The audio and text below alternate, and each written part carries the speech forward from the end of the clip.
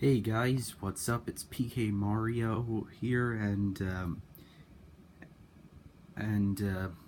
well, there's been a bit of stuff done to my room, like a bit of organization, but the new thing here, well, I mean, I've had this turntable here since my birthday last year, but the new thing that I have here in my room is a cassette deck.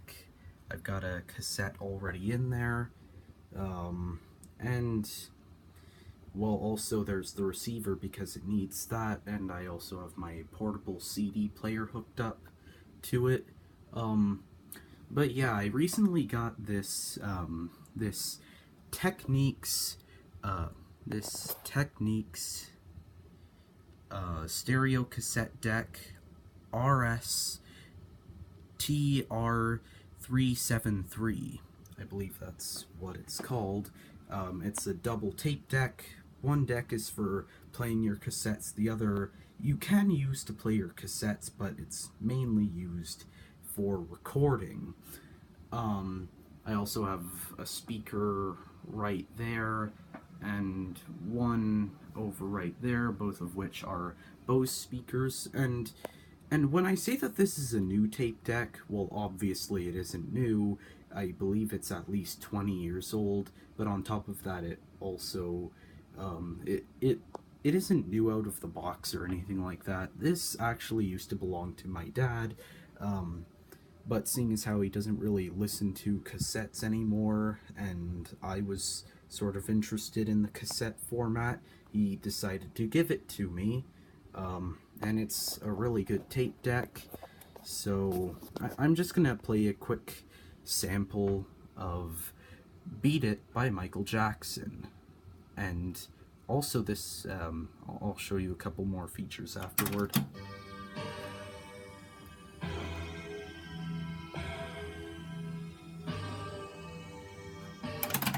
Okay, so, that just, this little thing right here just counts how many times the tape rotates or something like that. I mean, it's useful if it's at 0 and I remember what number it's supposed to be at when I'm selecting a certain song on the tape. But I don't really see much of a purpose to it. There's also auto reverse. Now, unlike a lot of other tape decks where you simply just press a button, the head flips down, and then it comes back up, instead you actually have to press the play button in the other direction. But it's also good to stop it first. I mean, you could just jump from one to the other, but it's better to just press stop first and then play it in the other direction. So yeah.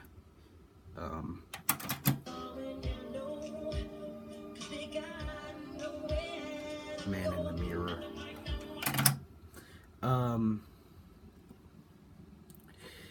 Now, it might say CD right there, but here I'm not entirely sure. Yeah, there it says tape monitor, so that means that it's set to this tape player. However, if I switch this off, it no longer says tape monitor, so I can actually get stuff from this CD player and play it through the tape deck if I want to. I can record here. This thing I use to, this button I use to record. This I think it says auto record mute. Don't know what that means, but then there's also this here recording dial, this little recording level dial, which essentially controls the volume at which you're recording stuff onto a cassette.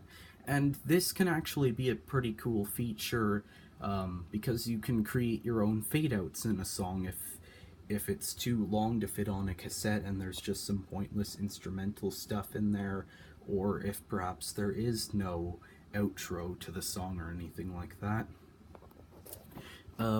But let's see here. We also have Phono, which essentially accesses this record player, which, by the way, this record player is an Audio Technica LP60.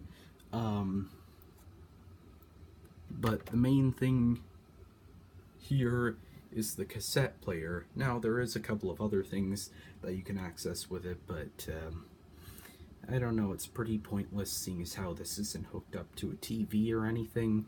The receiver, more specifically, that used to be hooked up to a TV at some point. And you can also sort of control a VCR with this thing.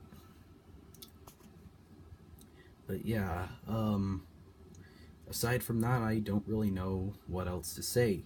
It's a good tape deck. I'll say that for certain. Now, I know that some of you might be saying, oh, but it doesn't sound as good as a Nakamichi or something, but you know what, I'm fine with Technics, and I think that this is a good brand.